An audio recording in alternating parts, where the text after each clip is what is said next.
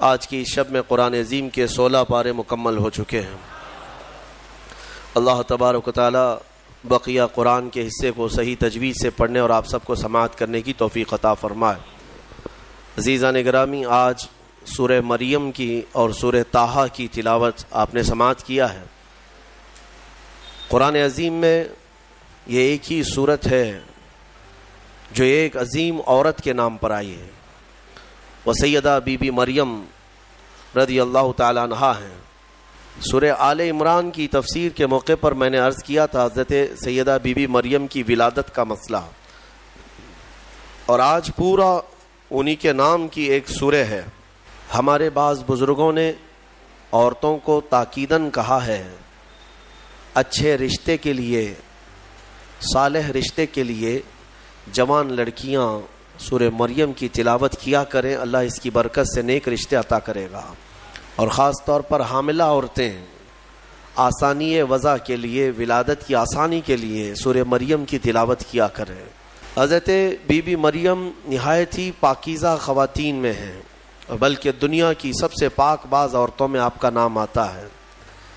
آپ کی پرورش بیت المقدس میں ہوئی۔ جب آپ جوانی کو پہنچیں تو جوانی کو جب آپ آئیں تو ایک دن ایسا ہوا کہ جبرائیل امین علیہ السلام تشریف لائے اور یوں کہا کہ میں اللہ کی طرف سے تجھے ایک بیٹا دینے کے لیے آیا ہوں۔ حضرت بی بی مریم نے پکار کر کہا مجھے بیٹا کیسے ہو سکتا ہے؟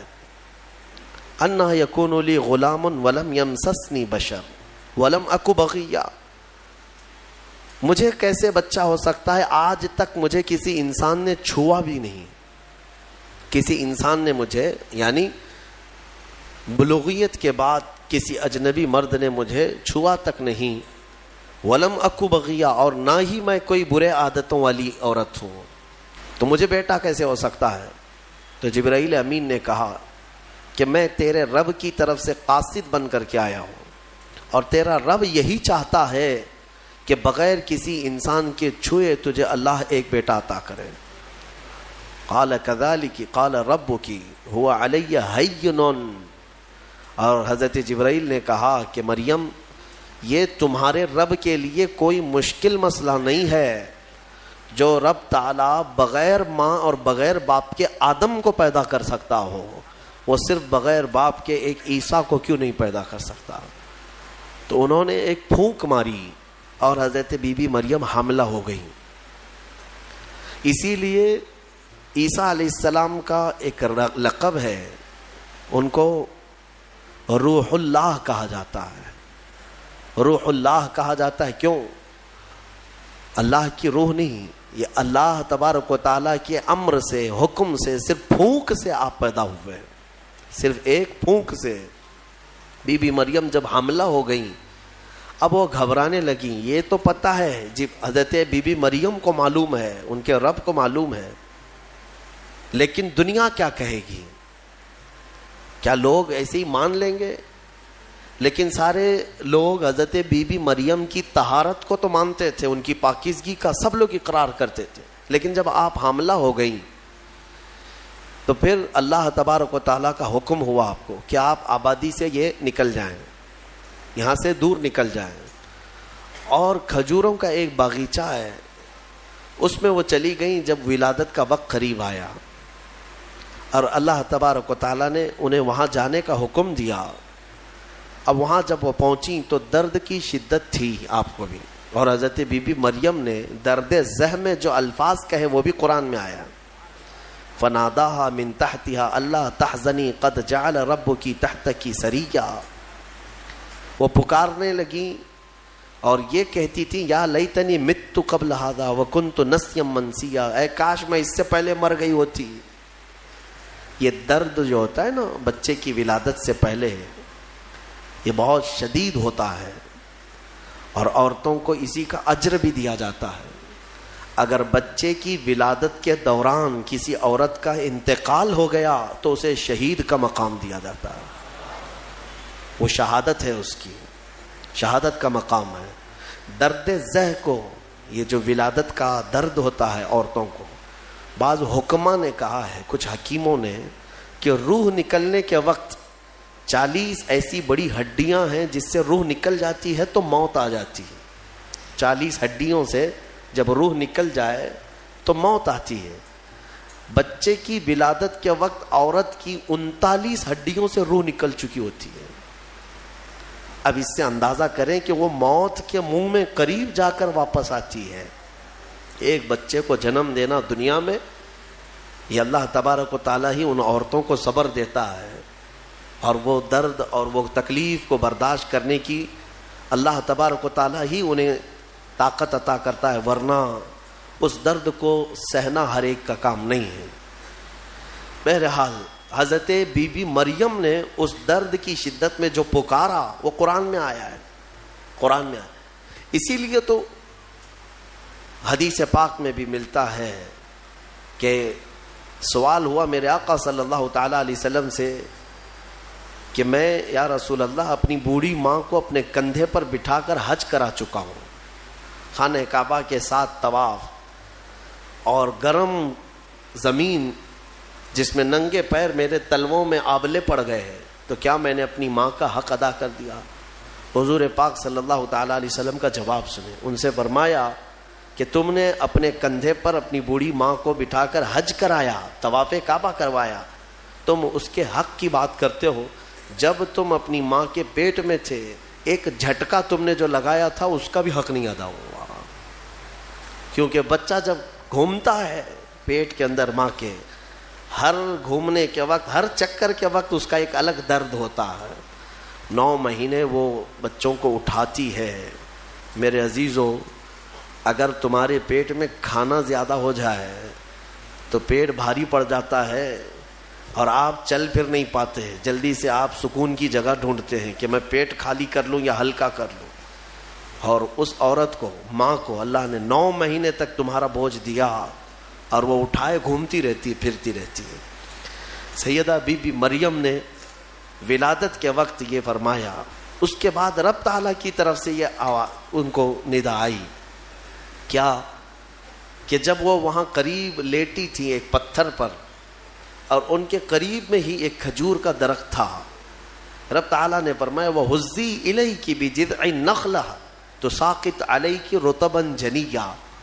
مریم اس درخت کو پکڑ کر کے ہلاؤ، تم پر پکی تازی کھجوریں گریں گی. تو ولادت کا وقت ہے ان کا، عیسیٰ علیہ السلام کی پیدائش کا، اور حضرت بی بی مریم کو کھجور کا درخت ہلانے کا حکم ہوا. انہوں نے ہلایا تو پکی کھجوریں ان پر گری. رب تعالیٰ نے فرمایا فَكُلِي وَاشْرَبِي وَقَرِّي عَيْنًا. مریم کھا اور پی لے اور اپنی آنکھوں کو ٹھنڈی کر لے. مفسرین فرماتے ہیں درد زہ کے وقت اگر کسی عورت کو کھجور دیا جائے تو یہ قرآن پاک کے نسخے کے اعتبار سے اللہ تعالیٰ اس کے درد میں آسانی عطا فرماتا ہے، کیونکہ حکیم مطلق رب ذوالجلال نے حکم دیا بی بی مریم کو کہ کھجور کھاؤ. تو کھجور کا حکم بھی ہے. ہمارے بزرگوں کے ہاں رواج تھا کہ ولادت کے وقت جب تکلیف زیادہ ہوتی تو وہ کچھ کھجوریں لا کر کسی امام کے پاس، عالم دین کے پاس لاتے کہ کچھ دم کر کے دے دیں کہ گھر میں ولادت ہونے والی ہے. اب کہاں ہے، کون سا کھجور، کون سی مٹھائی، سیدھے آپریشن تھیٹر میں لے جانا ہے اور بند کرنا ہے، کاٹنا ہے پھر نکالنا ہے. خیر، اللہ تبارک و تعالی آج بھی جو لوگ اسلام پر چلنا چاہتے ہیں ان کے لیے آسانیاں عطا فرماتا ہے. یقیناً تھوڑی ہی دیر کے بعد حضرت عیسیٰ علیہ السلام کی ولادت ہوئی. یہ بیت اللحم جو جگہ ہے آج بھی وہ فلسطین میں ہے. بیت اللحم جس پتھر پر حضرت عیسیٰ علیہ السلام کی ولادت ہوئی وہ جگہ آج بھی موجود ہے. پھر وہاں سے حضرت بی بی مریم نے اپنے بچے کو اٹھایا. کوئی نہیں تھا وہاں پر. ان کے حمل سے لے کر ولادت تک کوئی بھی قریب نہیں آیا اور نہ زندگی میں کبھی ان کو کسی نے چھوا. آپ نے گود میں اٹھایا. اب کیا کریں گی، بچہ آ گیا ہے. رب تعالیٰ نے فرمایا فَإِمَّا تَرَئِنَّ مِنَ الْبَشَرِ أَحَدًا فَقُولِي إِنِّي نَذَرْتُ لِلرَّحْمَنِ صَوْمًا فَلَنْ أُكَلِّمَ الْيَوْمَ إِنسِيًّا. مریم اب اپنی بستی کی طرف جاؤ گی. اگر کوئی انسان تمہیں نظر آئے، لوگ اگر نظر آئیں تو بات مت کرنا کسی سے. ان سے کہنا آج میں نے چپ رہنے کا روزہ رکھا ہے. ہاں اس شریعت میں ہوا کرتا تھا چپ کا روزہ, خاموشی کا روزہ, کہ دن بھر خاموش رہنے کا بھی روزہ ہوا کرتا تھا. اب یہ بھی کیسے بتائیں گی؟ وہ اشارے سے. اس زمانے میں ہوتا تھا جب کوئی خاموشی کا روزہ رکھتا تو وہ اشاروں سے بات کرتا, سامنے والا سمجھ جاتا آج اس کا خاموشی کا روزہ ہے. کاش یہ روزہ اور بھی ہمارے ساتھ ہوا کرتا, لیکن اس شریعت میں ہمارے ہاں چپ کا روزہ نہیں ہے, خاموشی کا روزہ نہیں ہے. میں تو یہ سوچتا ہوں کم سے کم عورتوں کے لیے تو ہو جاتا. خاموشی کا روزہ بڑا ثواب ہے, وہ بہت بڑی غلطیوں سے, گناہوں سے بچ جاتی. آپ کو اندازہ نہیں ہے, میرے آقا صلی اللہ علیہ وسلم نے زبان کو یوں 2 انگلیوں سے پکڑ کر کے فرمایا تھا, پکڑ کر کے, تمہارے 2 جبڑوں کے بیچ میں گوشت کا ایک ٹکڑا ہے. حضور نے فرمایا کہ یہ انسان کو جنت میں بھی لے جاتا ہے اور دوزخ میں بھی لے جاتا ہے. ہاں, اور پھر ایک حدیث پاک ہے, حضور فرماتے ہیں 2 جبڑوں کے بیچ میں ایک گوشت کا ٹکڑا زبان, 2 رانوں کے بیچ میں ایک گوشت کا ٹکڑا شرمگاہ, جس نے ان 2 چیزوں کی حفاظت کی ذمہ داری لے لی, میرے آقا فرماتے میں اسے جنت میں لے جانے کی ضمانت دیتا ہوں, جنت میں لے جانے کی ضمانت دیتا ہوں. یہ 2 چیزوں کی اگر کوئی حفاظت کر لیا. خیر, حضرت بی بی مریم اپنے بچے کو لے کر کے آئی, لائک کرے, لوگ دیکھنے لگ گئے کہ مریم ہے اور اس کی گود میں بچہ ہے. تو ظاہر سی بات ہے قوم کا جو رویہ ہوتا ہے, سیدھے پکار کر کہنے لگے یا اخت ہارون ما کان ابوکی امرأ سوء وما کانت امکی بغیہ. اے مریم یہ کیا کر لیا تو نے؟ اخت ہارون جو ہے اس وقت سب سے پاک عورت کو کہا جاتا تھا. اخت ہارون لقب کے طور پر حضرت بی بی مریم کو انہوں نے پکارا. نہ تمہارے باپ برے تھے نہ تمہاری ماں بری تھی, یہ تو نے کیسے کر لیا؟ یہ بچہ تیری گود میں کیسے آیا؟ فاشارت الیہ, انہوں نے اشارہ کیا اپنے بچے کی طرف, کیونکہ اللہ تعالیٰ کا حکم تھا اگر کوئی بات کرے تو بات مت کرنا, اپنے بچے کی طرف اشارہ کر دو. آج میں خاموشی کا روزہ ہوں. اشارہ کیا اپنے گود والے بچے کی طرف, 1 دن کا بچہ ہے. تو لوگ بول پڑے کہ تو اس کی طرف اشارہ کر رہے. قالوا کیف نکلم من کان فی المہد صبیا, ہم کیسے بات کریں اس سے جو آج گود میں ہے تیرے, آج کا بچہ ہے. قرآن میں ہے جب وہ لوگ بحث کر رہے تھے, قال انی عبد اللہ آتانی الکتاب وجعلنی نبیا, ابھی وہ بحث کر رہے تھے, عیسیٰ علیہ السلام گود سے ہی بول پڑے. کیا بولے؟ بولنے لگے اے لوگوں میں اللہ کا بندہ ہوں, انی عبداللہ, اللہ نے مجھے کتاب عطا کیا ہے, وجعلنی نبیا, اور نبی بنا کر بھیجا ہے, وجعلنی مبارکن اینما کنت, اور جہاں میں رہوں گا برکت کا ذریعہ بنوں گا, اور اللہ تعالیٰ نے مجھے نماز کا اور زکوٰۃ کا حکم دیا ہے, اور میری والدہ کے ساتھ اچھائی کا سلوک کرنے, حسن سلوک کرنے کا حکم دیا ہے. اور پھر آخر میں عیسیٰ علیہ السلام اس جملے پر اپنی بات ختم کرتے ہیں. کون سا جملہ؟ والسلام علی یوم ولدت و یوم اموت و یوم ابعث حیا, سلامتی ہو اس دن پر جس دن میں پیدا ہوا اور جس دن میرا انتقال ہوگا اور جس دن مجھے اٹھایا جائے گا.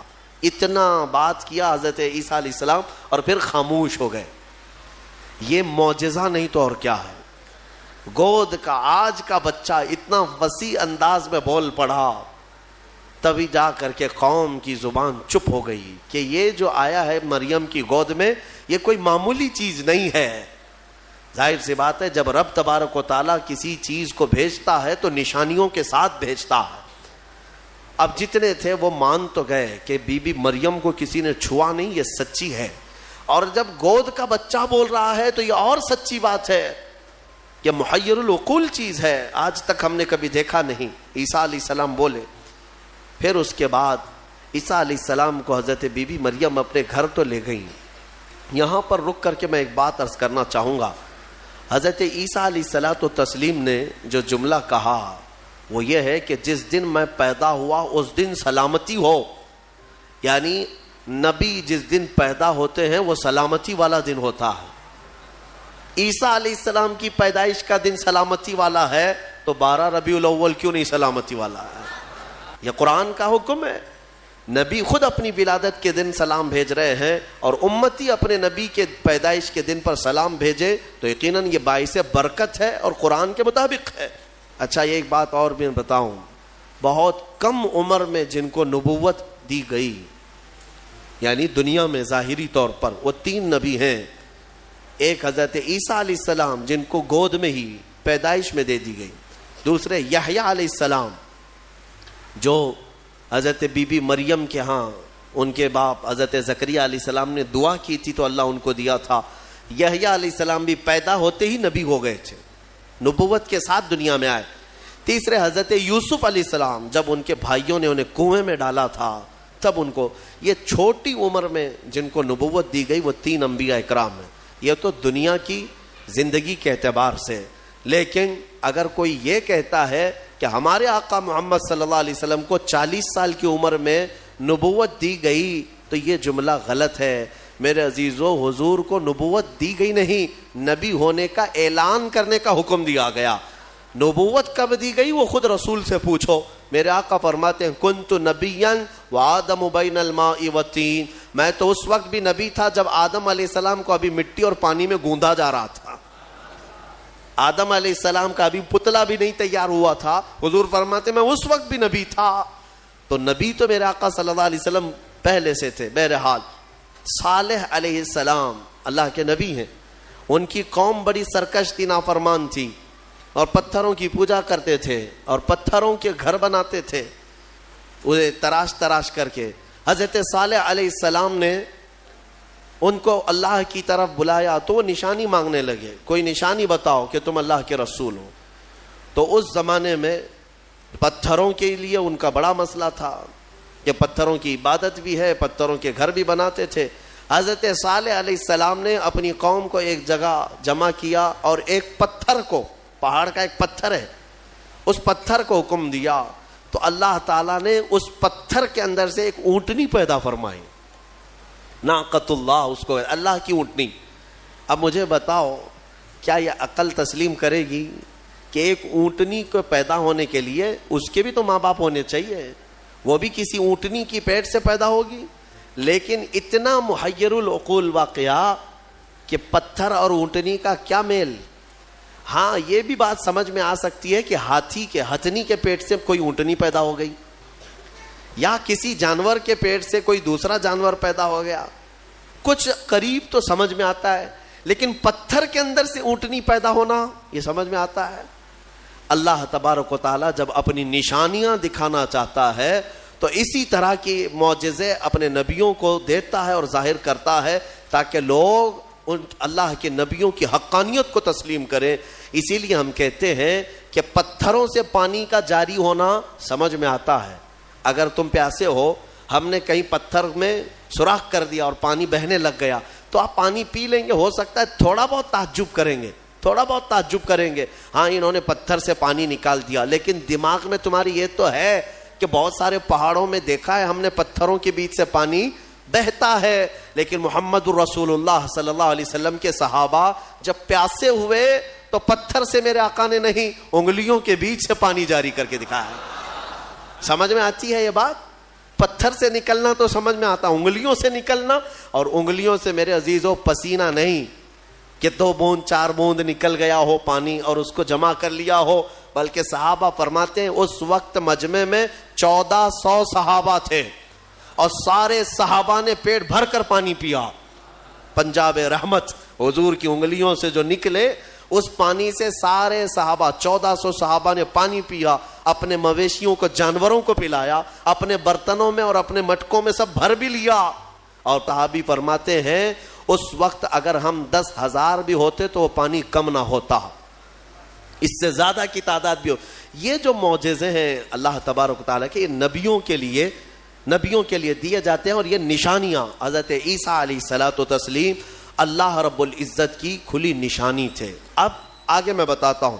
ایک تو ان کی پیدائش ہی نشانی ہے، ان کی ولادت ہی ایک نشانی ہے.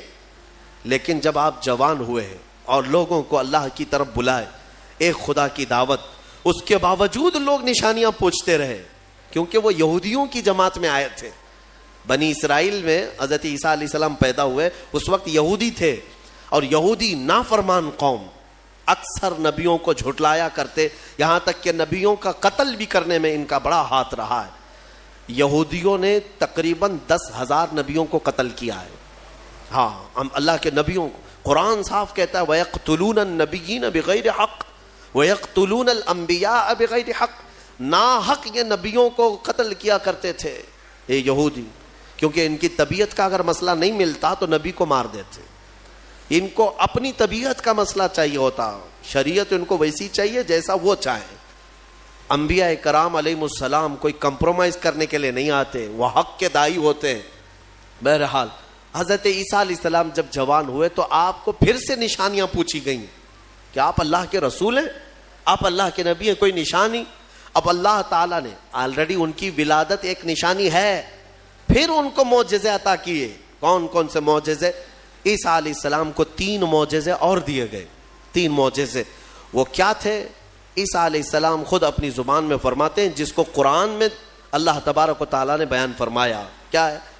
احیی الموتى باذن اللہ ابرئ الاکمہ والابرص واحیی الموتى باذن اللہ.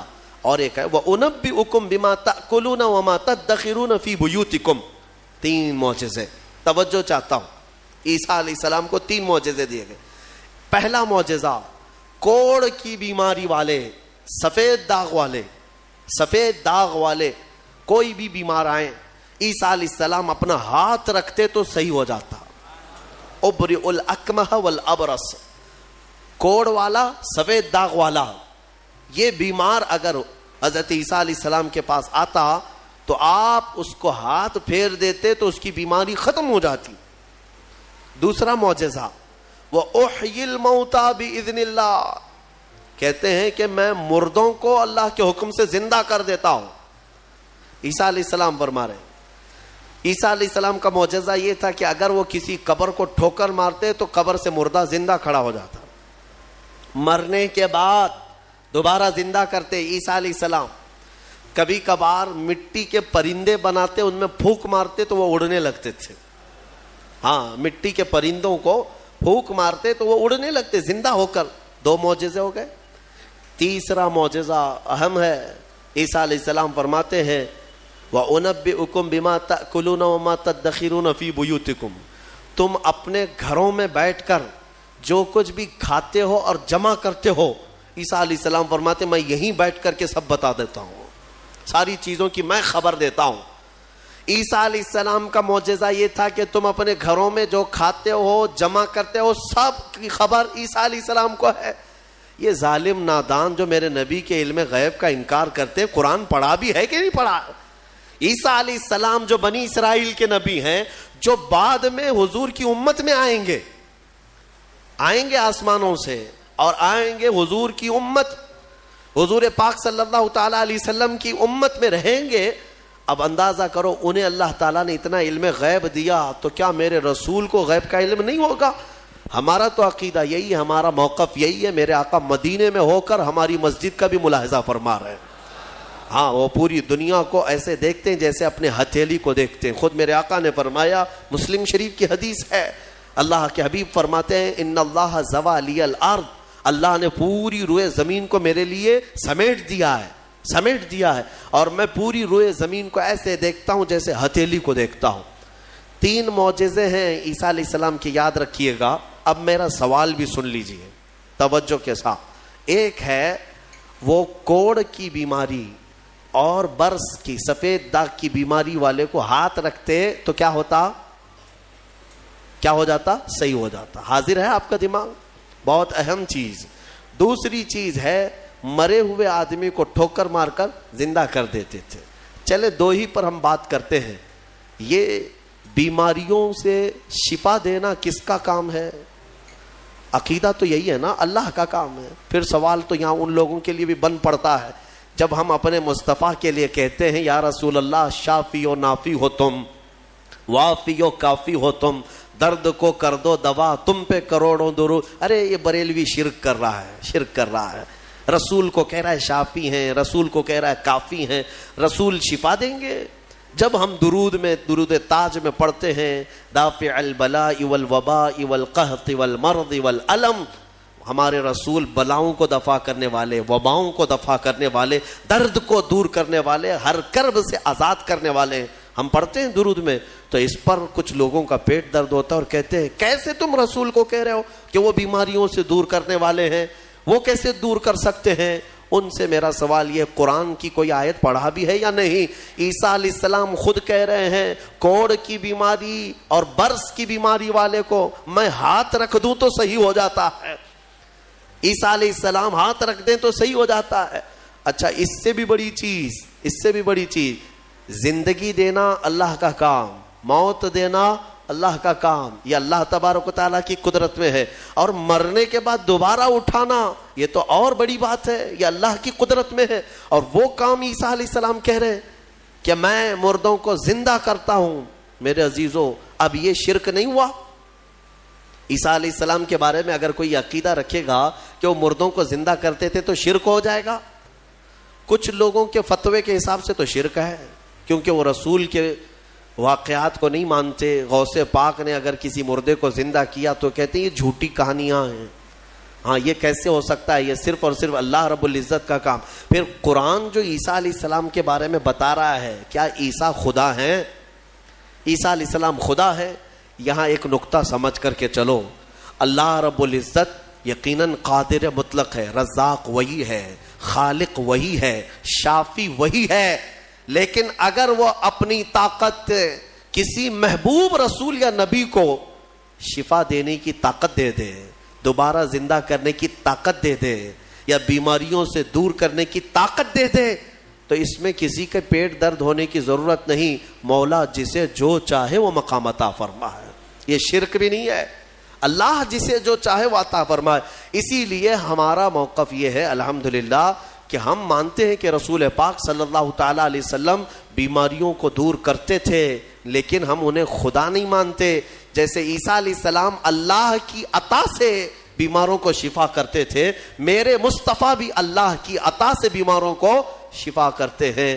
اور اسی لیے ہم مانگتے بھی ہیں میرے آقا کی بارگاہ میں, ہمیں بزرگوں نے سکھایا ہے. بلکہ ایک حدیث بھی میں آپ کو بتا دوں, ایک صحابی آئے اور ان کے بھائی کا پیٹ درد کر رہا تھا, بہت تکلیف تھی. حضور کے پاس آئے, کہا یا رسول اللہ میرے بھائی کا پیٹ بہت درد کر رہا ہے.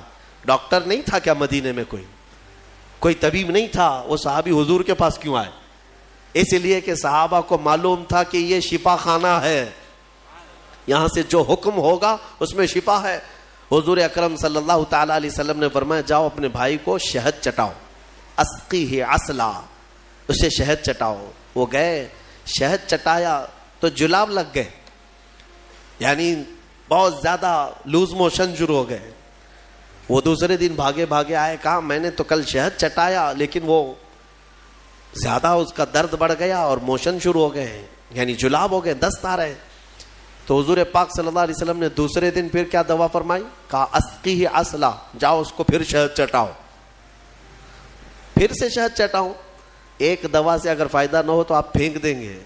اور وہ صحابی دوسرے دن پھر گئے, اپنے بھائی کو کہا آج پھر شہد کھاؤ.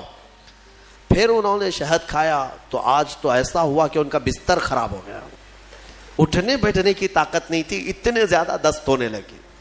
شہد جیسی کھا رہے بڑھتا جا رہا ہے. تو کوئی آ کے یہ تو کہہ سکتا تھا کہ ریئیکشن ہو رہا ہے, دوا بدل دیں. تیسرے دن آئے وہ صحابی, کہا یا رسول اللہ اب تو اور حالت بری ہو گئی, بہت زیادہ تکلیف ہے. تیسرے دن میرے آقا صلی اللہ علیہ وسلم نے فرمایا جا اپنے بھائی کو شہد چٹا. تیسرے دن بھی اس صحابی نے کہا یا رسول اللہ شہد چٹاؤں؟ کہا ہاں, تیرے بھائی کا پیٹ جھوٹ بول رہا ہے, اللہ کا نبی سچ بول رہا ہے. وہ گئے, تیسرے دن شہد چٹایا. تیسرے دن جب شہد چٹایا تو نہ جلاب ہے نہ درد ہے, بلکہ پہلے سے بہتر صحت ہے, صحت و تندرستی پہلے سے بہتر ہے. وہ آئے, میرے عزیزوں کہنا یہ تھا کہ حضور پاک صلی اللہ تعالی علیہ وسلم نے پھر ارشاد فرمایا کہ تمہارے بھائی کو شہد کی جو تجویز کی گئی تھی وہ اللہ تبارک و تعالیٰ کے حکم سے ہے کہ شہد میں اللہ نے شفا رکھا ہے. اب وہ گڑبڑ کیوں ہو رہی تھی؟ ایک بار چٹانے کے بعد اور گڑبڑ. شیطان اس طرح سے کرواتا ہے تاکہ تمہارا عقیدہ رسول کی بات پر نہ رہے, اور اگر تم جمے رہ گئے اسی بات پر تو شفا تو اللہ ہی کی طرف سے آئے گی.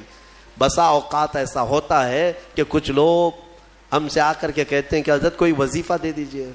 وظیفہ دیے, جو کام تھا وہ بھی چھوٹ گیا. آپ نے جو دیا اس سے ریئیکشن ہو گیا ہے. اکثر لوگوں کو ایسا لگتا ہے ہمارے پاس وظیفہ لیتے ہیں, تعویذ لیتے ہیں, 2 دن کے بعد پھر بولتے ہیں کہ حضرت ابھی تک کچھ ہوا نہیں ہے. تو کیا ہمارے پاس موسیٰ علیہ السلام کی چھڑی ہے کہ ابھی ماریں گے تمہاری دکان کھل جائے گی, بازار میں تمہارا انبار لگ جائے گا؟ صبر بھی تو کوئی چیز ہے. آپ جن چیزوں کو تجویز کیا جاتا ہے علماء ربانیین کی طرف سے احادیث کے ذریعے سے, اس پر صبر ہوگا, اللہ تبارک و تعالیٰ تمہیں آزمائے گا, اور اگر تم کھرے اتر گئے تو انشاءاللہ ساری برکتیں تمہیں اللہ عطا فرمائے گا. دوسری ایک صحابی آئی حضور کے پاس, ان کا بیٹا گونگا تھا, بولتا نہیں تھا, 8 سال کا یا 9 سال کا بچہ تھا, پیدائشی, بولتا نہیں. حضور کے پاس لائی اور کہا کہ حضور یہ میرا بچہ بولتا نہیں ہے, اسے کچھ فرما دیں. بولنے کی طاقت دینا اللہ کا کام ہے. وہ صحابیہ حضور کے پاس کیوں آئی؟ شرک کرنے آئی تھی؟ نعوذ باللہ من ذالک. صحابہ کا عقیدہ یہی تھا, بخدا خدا کا یہی ہے در, جو بریلی کے امام نے ہمیں سکھایا ہے. بخدا خدا کا یہی ہے در, نہیں اور کوئی مفر مقر, جو وہاں سے ہو یہیں آ کے ہو, جو یہاں نہیں تو وہاں نہیں. ہاں وہ آئی اور حضور کے پاس لے آئی. حضور پاک صلی اللہ تعالیٰ علیہ وسلم نے ان کو سامنے بٹھایا. بچہ سامنے آیا.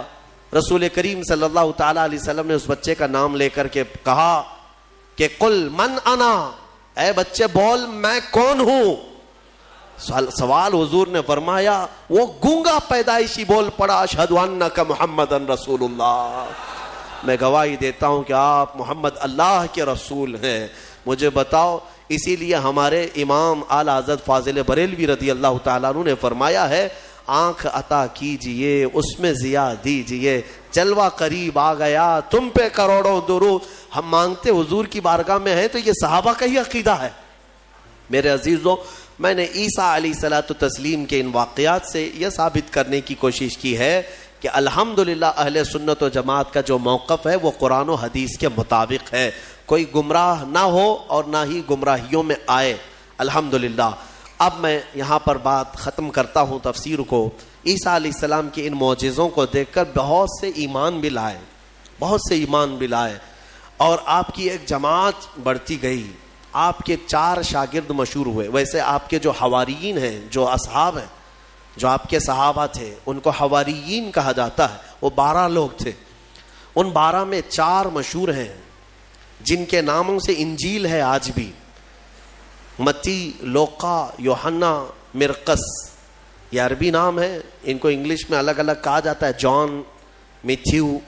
یہ جو بائبل میتھیو, بائبل جان, یہ سب جو ہیں انہی 4 شاگردوں کے نام ہیں. عیسیٰ علیہ السلام کے بڑے فرمانبردار, بڑے وفادار تھے, اور انہی صحابہ سے ان کا دین پھیلا.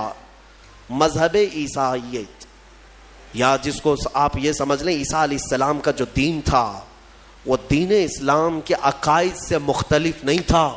اس دین میں بھی اللہ کو ایک مانا جاتا, اور عیسیٰ علیہ السلام کو اللہ کا بندہ اور ان کا رسول, اللہ کا رسول.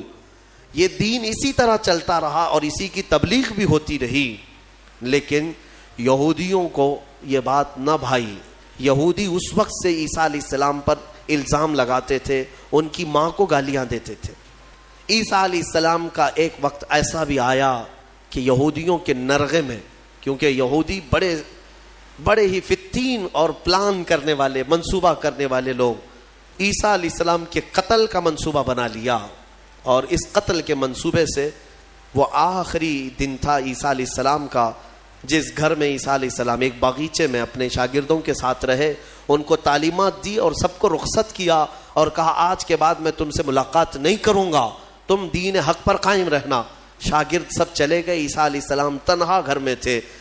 یہودیوں کی ایک جماعت آئی قتل کے منصوبے سے, اور سب کے سب ہتھیار سے لیس ہو کر حضرت عیسیٰ علیہ السلام کے گھر کا گھیراؤ کر لیے.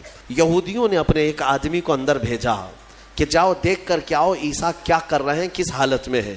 ایک شخص اندر آیا, عیسیٰ علیہ السلام کو دیکھنے کے لیے یہودیوں کا ایک شخص اندر آیا, اور جیسے ہی وہ اندر آیا قرآن میں مولا فرماتا ہے وَلَكِنْ شُبِّهَ لَهُمْ, یعنی جس کا مفہوم یہ ہے کہ اللہ نے عیسیٰ علیہ السلام کی شکل اس آدمی کو دے دی اور عیسیٰ علیہ السلام کو آسمانوں پر اٹھا لیا, آسمانوں پر اٹھا لیا. بَلْ رَفَعَهُ اللَّهُ إِلَيْهِ, قرآن میں اللہ فرماتا ہے اللہ نے ان کو اپنی طرف اٹھا لیا. عیسیٰ علیہ السلام آج بھی زندہ ہیں, آسمانوں پر باقی ہیں. اب وہ شخص اندر آیا, بہت دیر تک وہ باہر نہیں آ رہا تھا, تو یہودی باہر جو کھڑے تھے وہ پریشان تھے کہ ہمارا جو آدمی گیا ہے وہ آیا نہیں ابھی تک. اس کے بعد سبوں نے کہا چلو کہاں اس کو دیکھیں گے, حملہ کرتے ہیں. سب کے سب گھس گئے اور اندر جو شخص تھا وہ عیسیٰ علیہ السلام کی شکل کا دکھ رہا تھا, اسی کو پکڑ کر لائے, اس کو خوب مارا اور پھر لا کر کے باہر سولی پر چڑھا دیا, سولی پر چڑھا دیا, صلیب پر, اور پھانسی دے دی. پھانسی دینے کے بعد پھر ان کو یاد آیا ہمارا آدمی کہاں گیا جو ڈھونڈنے کے لیے گیا تھا. تو وہ کچھ لوگ تھے جو جانتے تھے پاؤں جو نیچے سے تھے وہ نہیں بدلے تھے, اللہ نے اس کی اصلی شکل پر ہی رکھا تھا. تو کچھ لوگوں نے پاؤں دیکھ کر کے کہا یہ تو ہمارا آدمی ہے, اس کے پاؤں تو ہمارے آدمی کی طرح ہے. لوگوں نے کہا اگر یہ ہمارا آدمی ہے تو پھر عیسیٰ کہاں گئے, عیسیٰ اس گھر سے کہاں گئے, ان کو ہم نے اندر جاتے دیکھا ہے, اندر ہم نے گھیرا کیا ہے, وہ کہاں گئے. اسی شک میں رہ گئے یہ عیسیٰ ہے کہ ہمارا آدمی ہے. کچھ کہتے ہمارا آدمی ہے, کچھ کہتے نہیں عیسیٰ ہے. اسی چکر میں رہ گئے یہ لوگ, ان کو پتہ ہی نہیں تھا کہ عیسیٰ علیہ السلام کہاں گئے. ظاہر سی بات ہے عیسیٰ علیہ السلام جب آسمانوں پر اٹھا لیے گئے, اب اگر یہ خبر کوئی دے گا تو کوئی اللہ کا نبی ہی دے گا نا, کوئی نبی ہی دے گا, غیب کی خبر کون دے گا. اور اتفاق کی بات عیسیٰ علیہ السلام کے آسمانوں پر اٹھائے جانے کے بعد سے لے کر 550 سال تک کوئی نبی نہیں آیا. اس کے بعد اگر کوئی نبی آیا تو ہمارے آقا محمد صلی اللہ علیہ وسلم آئے, صرف حضور آئے 570 سال کے بعد. میں آپ کو بتاتا ہوں ان یہودیوں کے چکر کو اور عیسائیوں کے چکر کو بھی, عیسائی بیچارے ان کو خود کو بھی نہیں معلوم تھا کہ ہمارے نبی کہاں ہیں. بعض کا عقیدہ یہ بن گیا کہ ہمارے نبی کو سولی پر چڑھا دیا گیا, اسی لیے آج بھی وہ لوگ سلیب ڈال کر کے گھومتے رہتے. ایک جماعت اس میں یہ بن گئی, ایک جماعت یہ کہنے لگی ہمارے نبی کو یہودیوں نے سلیب پر چڑھا دیا, پھانسی پر چڑھا دیا, اور اس پر پھر عقیدے گڑنے لگ گئے. عقیدے کیا کیا گڑ لیا کہ ہمارے نبی نے جو پھانسی پر چڑھ کر کے قربانی دی ہے, بلیدان دیا ہے, وہ ہم سب کے گناہ معاف کرانے کے لیے قربانی دی ہے. تو اب یہ جتنے چاہے گناہ کرتے رہے, خوب شراب پیئیں, خوب ناچیں, کیونکہ وہ سولی پر چڑھ کر کے سب معاف کرا دیے. یہ ایک جماعت نے اس میں عقیدہ گڑھ لیا اور عیسائیوں کی ایک جماعت اسی پر چلتی رہی. ایک جماعت پھر بھی حق پر رہی جو عیسیٰ علیہ السلام کے چاروں شاگرد تھے. انہوں نے کہا نہ ہمارے نبی کو سولی پر چڑھایا گیا ہے, نہ ہمارے نبی نے ہمارے لیے قربانیاں دی ہیں, یعنی کہ وہ پھانسی پر چڑھ کر کے سب کے گناہ معاف کرائے, بلکہ ان کا عقیدہ تھا کہ اللہ رب العزت نے عیسیٰ علیہ السلام کو اپنے جلوں میں رکھا ہے. وہ کہاں ہے وہ اللہ بہتر جانے اور عیسیٰ جانے. ایک وقت آئے گا جب عیسیٰ کی حقیقت لوگوں کو معلوم ہوگی. یہ ایک حق جماعت ہمیشہ کہتی رہی اور اسی پر وہ لوگ باقی رہے. پھر اس میں فرقے بھی ہوئے, عیسائیوں میں بہت سارے فرقے بھی ہوئے, 70 سے زیادہ فرقے ہوئے, الگ الگ عقیدے. اور یہ فرقے بھی کس نے بنائے؟ یہودیوں نے بنائے. ان کے اندر گھس کر کے الگ الگ ان کے دماغ چینج کیے. پھر ٹرائنیٹی کا عقیدہ آ گیا کچھ عیسائیوں میں کہ عیسیٰ خدا کے بیٹے ہیں, مریم خدا کی بیوی ہے. کچھ لوگوں کا عقیدہ یہ بنا. پھر کچھ لوگوں کا عقیدہ بنا کہ 3 خدا ہیں, ایک خدا اللہ, ایک خدا جبرائیل, ایک خدا عیسیٰ. آج بھی کچھ لوگ ہیں اس میں, پروٹسٹ ہیں, کیتھولک ہیں اور آرتھوڈاکس ہیں. یہ سب جو فرقے بنے سب میں تھوڑا تھوڑا سا فرق ہے عیسیٰ علیہ السلام کو ماننے کے لیے. بعض کہتے ہیں گاڈ ہے, فادر ہے, اور پھر یہ سن ہے اور میری ہے, یہ 3 خدا ہے. ٹرائنیٹی کے عقیدے بنے. اب میں آپ کو بتاتا ہوں یہ میرے آقا صلی اللہ تعالیٰ علیہ وسلم کا احسان ہے پورے یہودیوں پر بھی اور عیسائیوں پر بھی, کیونکہ یہ جھگڑا کرتے رہے 500 سال تک. اتنا قتل کیا ہے عیسائیوں نے یہودیوں کا اور یہودیوں نے عیسائیوں کا. 500 سال اتنے قتل ہو گئے جس کا شمار نہیں کر سکتے. پورا فلسطین خون میں نہا جاتا تھا جنگوں میں. یہ دونوں جماعتیں لڑتی تھیں. وہ الزام لگاتے ان کی ماں پر اور یہ یہودیوں پر الزام لگاتے. اور قرآن بھی کہتا ہے وقالت اليہود لیست النصارى علی شیء وقالت النصارى لیست اليہود علی شیء. دونوں کہتے تھے. عیسائی کہتے تھے یہودی کوئی چیز ہی نہیں ہے اور یہودی کہتے عیسائی کوئی چیز ہی نہیں ہے. دونوں لڑتے تھے. 570 سال کے بعد میرے آقا صلی اللہ علیہ وسلم جب جلوہ بار ہوئے اور پھر میرے آقا پر قرآن کی آیتیں اتری اور سورہ مریم اتری, تب میرے آقا نے علل اعلان فرمایا کہ اے لوگوں مریم پر تہمت نہ رکھو, وہ اللہ کی سب سے پاک باز بندی ہیں. عیسائیوں کو احسان ماننا چاہیے میرے آقا کا کہ حضرت بی بی مریم کی طہارت پوری دنیا میں اگر عیسیٰ علیہ السلام کے بعد کسی نے بیان کی ہے تو میرے مصطفیٰ نے بیان کیا. اور دوسری بات, حضرت عیسیٰ علیہ السلام کہاں گئے, کہاں ہے, عیسائیوں کو بھی نہیں معلوم, یہودیوں کو بھی نہیں معلوم. میرے آقا صلی اللہ علیہ وسلم نے قرآن کی وحی اترنے کے بعد لوگوں کو بتایا کہ یہ سب آپس میں اختلاف کرتے ہیں. حقیقت یہ ہے کہ عیسیٰ علیہ السلام کو نہ پھانسی دی گئی نہ سولی پر چڑھایا گیا, بلکہ عیسیٰ علیہ السلام کو اللہ نے آسمانوں پر اٹھایا ہے اور قیامت کے قریب عیسیٰ علیہ السلام پھر دنیا میں نازل ہوں گے. یہ عقیدہ میرے آقا نے دیا. ان عیسائیوں کو تمیز نہیں ہے, انہیں پتہ نہیں ہے اسلام کی دشمنی میں مرے جاتے ہیں. انہیں معلوم ہونا چاہیے کہ اسلام کے آنے کے بعد یہ احسان ہے میرے آقا صلی اللہ علیہ وسلم کا کہ بی بی مریم کی بھی طہارت بیان کی اور عیسیٰ علیہ السلام کی حقیقت بھی بیان کی ہے. اللہ تبارک و تعالیٰ ان گمراہ عقیدوں سے ہماری حفاظت فرمائے. ہمیں سورہ فاتحہ میں مولا نے جو سنایا ہے, سکھایا ہے, وہ یہی ہے اہدنا الصراط المستقیم. دعا کرتے نا, اے اللہ ہمیں سیدھا راستہ چلا. کون سا سیدھا راستہ؟ صراط الذین انعمت علیہم, وہ راستہ جس پہ چلنے والوں پر مولا تو نے انعام نازل فرمایا.